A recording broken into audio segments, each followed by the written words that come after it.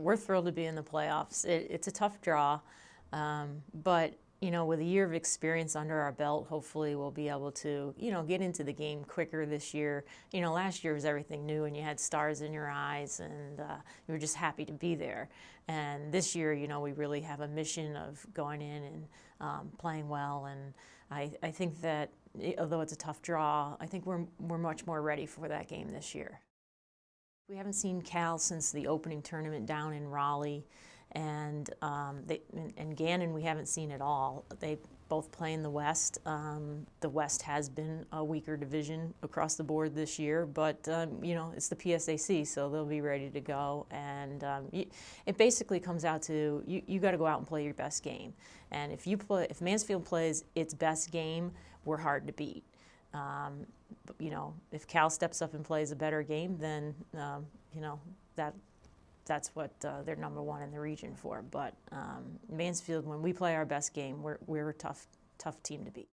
Coming into this year, they actually believe they can win. They know that besides the first game of the year against Aiken, we have really not been beat. We've lost the game ourselves with some errors or just not really smart play.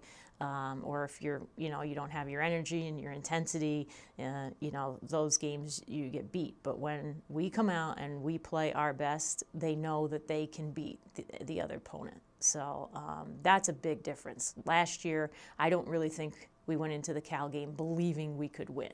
You know, we thought it would be nice, but I don't know deep down that they believed it, and they do this year. Everybody would love to win and send them out, you know, on a high note.